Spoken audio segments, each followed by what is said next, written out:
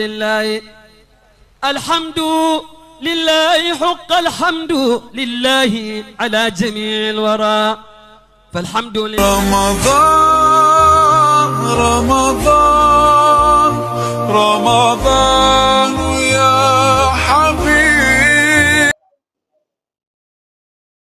Donc, c'est comme ça. Donc, c'est pour ça souvent, c'est extraordinaire. À lui, il dit qu'il est les 356. Quand un des trois, quand le calife quitte, c'est un des trois qui va le remplacer. Vous voyez, souvent, celui qui va le remplacer, tellement que Dieu veut le dissimuler, il peut le cacher même de la daïra. Il ne fait pas partie des 356. Jusqu'à ce qu'il reste peu qu'il doit rentrer.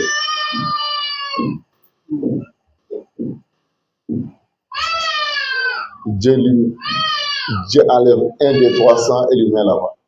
Là, il rentre dans la daïra. Automatiquement, dans le même temps encore, il enlève un des 40. Lui le pousse là-bas. Il enlève encore un des 5, il le fait remplacer par un des 7.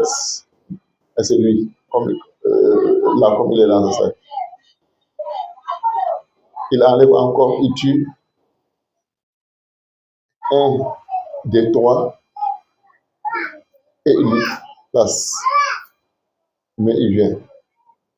Hein? Dès qu'il vient, le monsieur s'en va et puis là, il prend sa place en haut.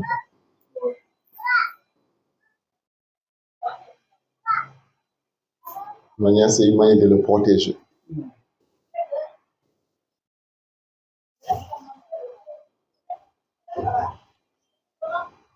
C'est pour ça, souvent, il vient et il est reconnu par plusieurs. Sauf ce Dieu, Allah a donné le dévoilement dedans. Et c'est pour ça aussi, chaque calife qui est dans cette station, dans la haqiqiyya, haqqu, qui porte ça, il va avoir son calife.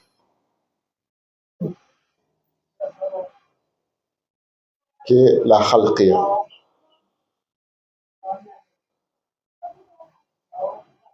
Comme Cheikh Ibrahim Niass avait dit, tout ce qui quitte, tous les malheurs doivent descendre, va recevoir d'abord par la haqiqatu muhammadiyya. Quand la haqiqatu muhammadiyya reçoit, ce qui va passer va être reçu par le calife de la haqiqatu muhammadiyya. La haqiqatu muhammadiyya n'est pas un humain. Ça, il faut que les gens le sachent.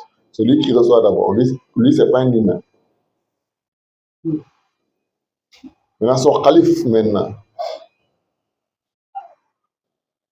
parmi la création, qui est celui-là qu'on parle, cet intermédiaire-là, qui doit être un humain. Son zahir est humain, mais son batin n'est pas humain. Son batin, c'est la haqiqatu. Donc lui, il est là-bas. Lui aussi, il a son calife, qui est 100% humain. Et lui, sa mission, toujours, c'est de lui faire connaître aux gens. C'est de lui défendre et de prouver que c'est lui qui est le calife. C'est important.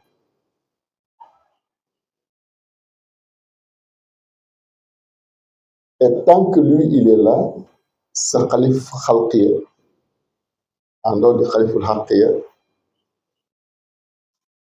on a espoir que le calife là, il est encore là. Parce que lui, il va toujours avant lui. Au temps de Cheikh Ibrahim, c'était Mohamed al-Mishri qui était arrêté sur ce passe-là. C'est pour ça que lui savait qu'il allait partir avant Cheikh Ibrahim.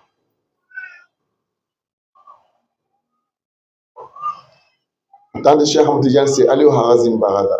C'est vrai, Cheikh Tidiane avait dit que c'est lui qui était son khalif. C'est vrai, c'est lui qui était son khalif. Mais son khalif Khalqiya, son khalif Khalqiya, et il devait aller avant Cheikh Tidiane.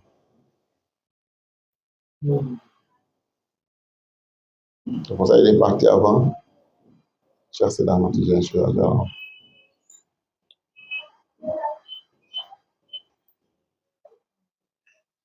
Parce que celui qui va être le calife maintenant, après ce calife-là, lui n'est pas le calife de celui qui l'a succédé. Non, non. C'est le calife de Dieu. Après Cheikh Ahmed Tidiane, celui qui est monté dans cette khilafa, c'est pas le calife de Cheikh Ahmed Tidiane, c'est le calife de Dieu. Chaque époque, Allah il a un calife sur terre.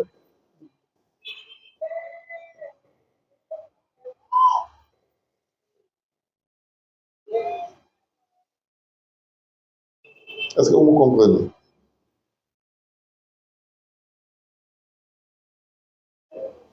Ça, Baye, dans son serment, dans son testament, il a dit, mon calife après moi, c'est Allah. Mais mon calife sur mes talibés et ma famille, c'est Seydi Ali Cissé. L'imam de la mosquée, c'est Seydi Ali Cissé. Après lui, c'est son fils, Imam Hassan. Et après Imam Hassan, celui que Dieu a choisi. Pour ça, d'autres appellent Imam Cheikh Tidiane Chobreyal, le choix de Dieu. Parce que Baye avait dit après lui, dans l'imama, celui que Dieu a choisi. Donc, celui que Dieu a choisi dans l'imama, c'est Imam Cheikh Tidiane. Hein? Un véritable calife, du calife d'Allah, c'est Allah. C'est Allah qui le nomme. Un humain ne le nomme pas. Sa désignation, sa nomination vient directement d'Allah. Depuis qu'Allah a dit Inni jahilun fi al khalifatan, je vais nommer mon calife, mon vicaire sur terre. Cette nomination-ci à Allah et tout ce qui devait passer par cette station ont été nommés depuis là-bas, depuis Al-Muharram.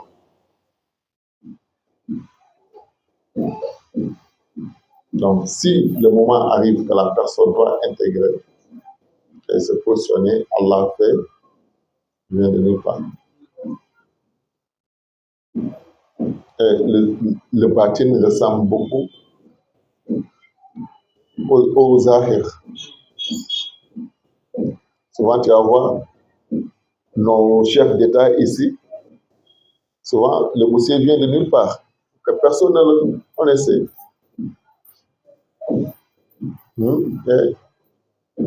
Mais il vient.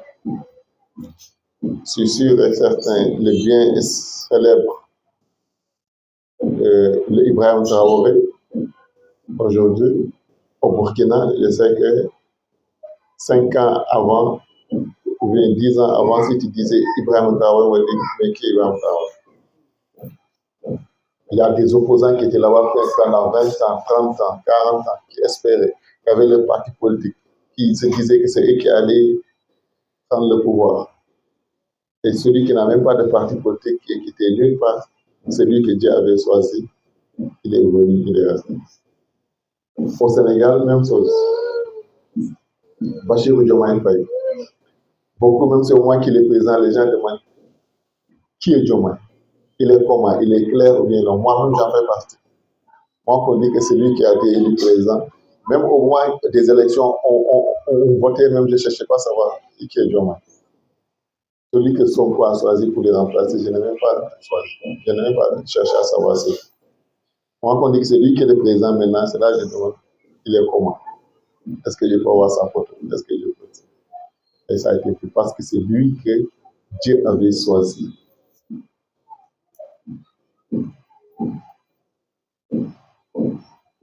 Allah qui donne le pouvoir à qui il veut et c'est lui qui l'arrache à qui il veut. Allah aussi, quand il donne le pouvoir, qui il veut. Comme tu t'attends même pas même que ça vienne à toi. Mais le pouvoir aussi, il arrache.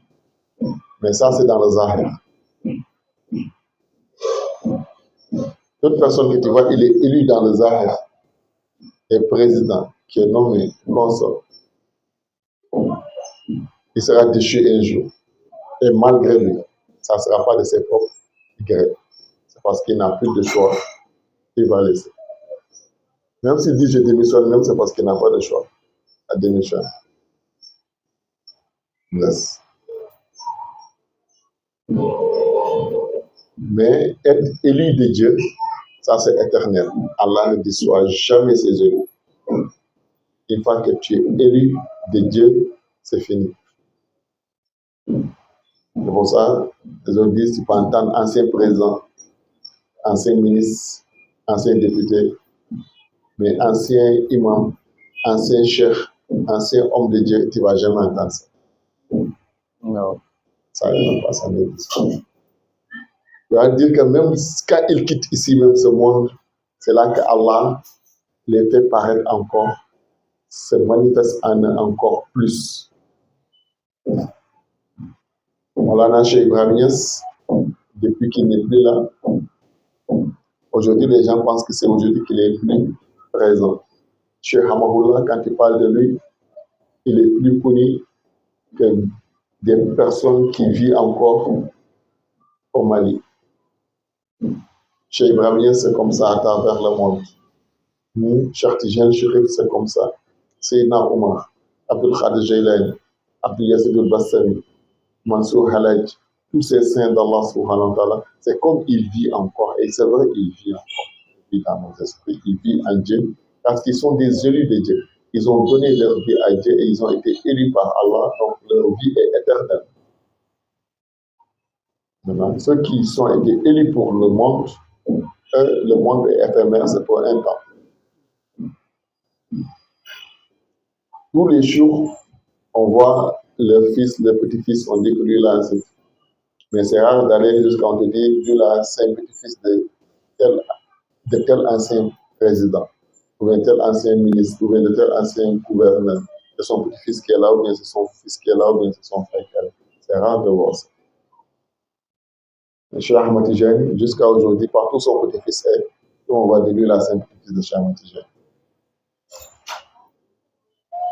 Et ça fait des siècles maintenant qu'il n'est plus là. Le prophète sallallahu alayhi wa sallam, c'est la même chose. C'est pour ça, en Dieu, c'est éternel. Bismillah. Tous ces attributs appartiennent à la grande frontière, le pôle suprême. Il en est le seul dépositaire parmi les connaissants et arifs. Même le Mafatihoul Konos, celui qui ouvre les trésors, n'a pas ce pouvoir. Il est le calife du prophète en toutes choses. Donc, tous ces attributs lui reviennent. Il est le calife du prophète, celui qui gère toutes les stations parmi les arifs et les villas. En chaque personne ne peut arriver à cette station tant que tu n'es pas un arif. Et personne ne peut être un arif tant que tu n'es pas un wali. Donc, il faut être un arif, un wali d'abord, et après wali d'être un arif billah pour pouvoir atteindre cette station. Parmi les arifs de chaque époque, les connaissants de Dieu, lui, il est le meilleur, il est le haut, il est le chef, il est le maître de tout le monde. Et même leur connaissance, leur sagesse, leur effusion divine qu'ils reçoivent, ça vient de lui. C'est lui qui les donne. Et même en dehors de ça, comme la question que quelqu'un avait posée la fois passée, même la nouvelle technologie, les sciences, les découvertes qu'on fait, tout ça, ça vient de lui. Celui qui inspire aussi ceux qui font les recherches et ceux qui font les découvertes et ce qu'ils doivent découvrir, ils vont faire les découvertes. La connaissance, la science, tout dépend de lui. Celui qui partage chacun. Et même les animaux dans le monde aussi, c'est lui qui les gère. La faune aussi, c'est lui qui gère. Tout. Il y a la perfection en tout. Ça, vous n'allez jamais entendre. Le soleil est tombé en panne aujourd'hui. ça ne va pas se lever, ou on doit réparer et construire. Les grands centraux nucléaires, électriques, tout ça tombe en panne. Mais lui, ce qui gère là, ça ne tombe jamais en panne. L'oxygène, le vent va manquer, ou bien tel endroit aujourd'hui a oxygène, tel endroit n'a pas d'oxygène.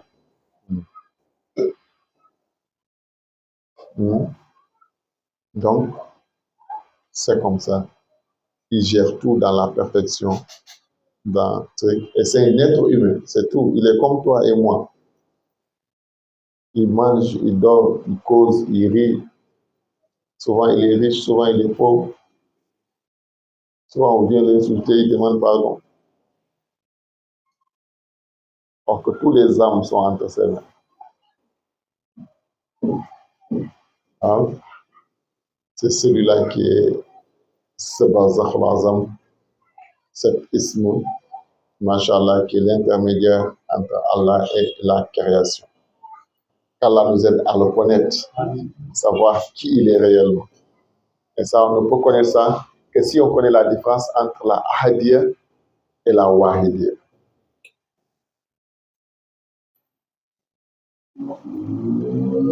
L'arabe, c'est très riche. Ahad veut dire unique.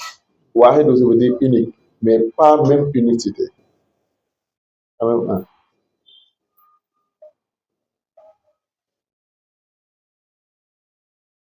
La Ahadiyya, c'est une unicité absolue qui n'accepte pas de second à côté de nous. Ça, Allah a pris ça et il a géré ça pour lui. Et la Wahidiyya, la primauté, il a donné ça à Rasulillahi sallallahu alayhi wa sallam. Et c'est avec lui qu'il peut avoir autre chose, semblant d'être autre chose, or qu'il n'est rien d'autre que lui-même. Ça, c'est extraordinaire. Autre chose qui semble d'être autre chose, mais qui n'est rien d'autre que lui-même.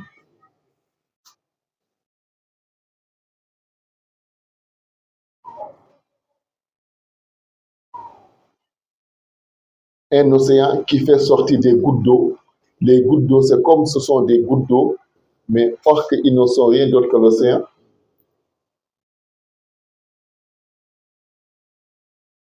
C'est juste parce qu'ils sont quittés de l'océan, ils sont devenus des gouttes d'eau.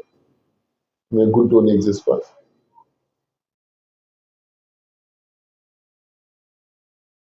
Dès qu'ils retombent dans l'océan, goutte d'eau disparaît et c'est l'océan seulement qui est là.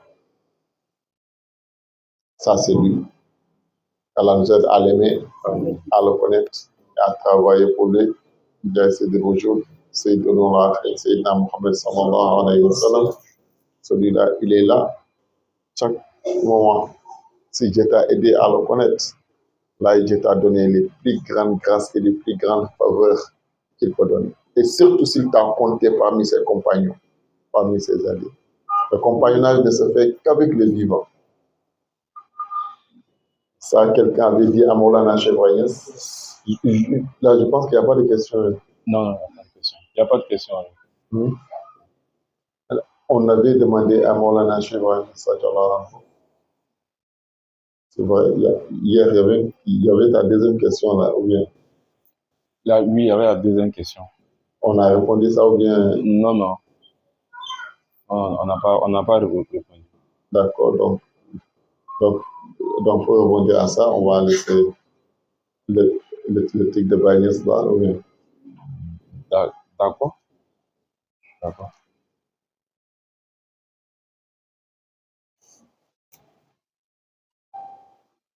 Alhamdulillah. La question, peux-tu un verset du Coran, la sourate Bakra, le verset 98. Dans le verset, il est dit: quiconque est ennemi d'Allah, de ses anges, de ses messagers, de Gabriel et de Michael, Allah sera son ennemi, car Allah est l'ennemi des infidèles. Donc la question, c'était de savoir si est-ce que ici, il y a une nuance ici entre les anges Et le fait que Gabriel et Michael soient cités explicitement, puisque souvent il y a des versets qui arrivent, on cite les anges et on cite les roues, le roux. Donc, dans les explications, on montre qu'il y a effectivement une nuance. Quand les anges viennent et puis le roux vient, c'est que c'est pas la même chose. Donc, ici aussi, j'aimerais savoir est-ce que c'est le même cas de figure. Alhamdulillah, Inch'Allah. C'est important. Donc, ce qu'on veut dire dans ça, Allah subhanahu wa ta'ala, il a dit toute personne qui prend ennemi à Allah et son messager, ou bien ses messagers, ses prophètes et ses anges, ainsi que Jibril et Michael. Est-ce que Jibril et Michael ne font pas partie des anges, comme il a déjà dit les anges? Donc, le fait de répéter leur nom là-bas, est-ce que ça va indiquer quelque chose de spécifique? Moi, je vois que c'est une manière de les honorer, de les donner un rang distingué parmi les anges. Vous voyez, Allah subhanahu wa ta'ala, il a 124 000 prophètes. Mais ces 124 000 là, dans son saint livre Coran, qu'il dit qu'il n'a rien omis de ce livre, il n'a pas cité les noms des 124 000 prophètes. Il n'a cité que parmi les 124 000, il y a 313 messagers dedans. Et même les 313 messagers, tous aussi, leurs noms ne sont pas venus dans le Coran. C'est 25 d'entre eux que Dieu a choisi pour citer dans le Coran. C'est un honneur qu'il les a donné, une particularité. Sinon, ils pouvaient se limiter seulement aux messagers de Dieu. Au messager qu'il avait envoyé au peuple de Had, au messager qu'il avait envoyé au peuple de Zé. C'est une manière de les honorer, pour montrer leur place, leur supériorité par rapport aux autres. Les 313, ils ont une supériorité par rapport aux 124 000. Et parmi les 313 aussi, il y a 25 qui sont supérieurs dedans. Mais parmi les 25 aussi, il y a 5 qui sont supérieurs, qu'on appelle les Ulul Azim al-Rusli, les 5 plus rapprochés d'Allah subhanahu wa ta'ala. Sont Nuh, Ibrahim, Moussa, Isa, Sayyidina Muhammad sallallahu alayhi wa sallam. Parmi eux, il y a 3 encore qui sont meilleurs, qui sont les 3 derniers. Et parmi eux aussi, il y a un qui est meilleur, qui est Sayyidina Muhammad sallallahu alayhi wa sallam. Une particularité, une supériorité. Dans les préceptes de Iman, de croire à tous les prophètes et tous les anges, on dit que tu dois croire à tous les prophètes. Mais si tu crois à Sayyidina Muhammad seulement, c'est comme tu crois à tous les 124 000 prophètes. Même si tu ne connais pas leur nom, croire à Muhammad seulement, c'est un honneur que Dieu a donné à Sayyidina Muhammad sallallahu alayhi wa sallam. Mais si tu crois à Moussa seulement, ça ne suffit pas. Si tu crois à Isa seulement, ça ne suffit pas. Et quand tu crois à Mohammed seulement, ça suffit. C'est un honneur, une supériorité que Dieu a donné. Les anges aussi, ici, Jibril, envers nous les humains, Dieu les a donné, ces 2 anges-là, une particularité entre nous et eux.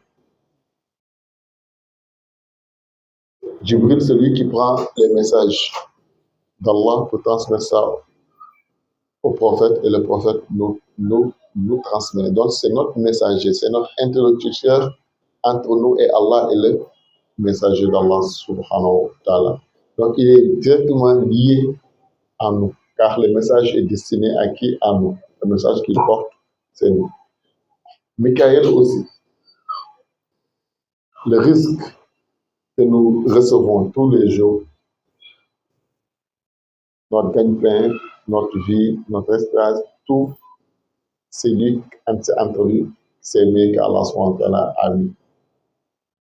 Et chaque fajr, chaque matin, fajr, c'est celui qui partage à tout le monde. Pour ça, quand il partage aussi, il partage les éveillés, ceux qui sont réveillés. Et en dernière position, il donne maintenant ceux qui dorment jusqu'à ce que le soleil se lève. C'est pour ça, toute personne que tu vois, la plupart, ça change, est dur et difficile. Il se réveille au moins que le soleil s'est déjà levé.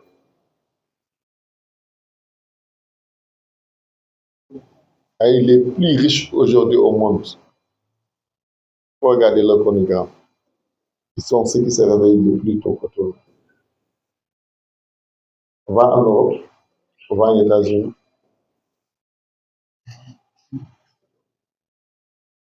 Ils sont allés jusqu'à, ils ont trouvé des moyens de travail 24 heures sur 24. Cela descend seulement, les autres reprennent le reste. Mais très tôt, on partage des risques.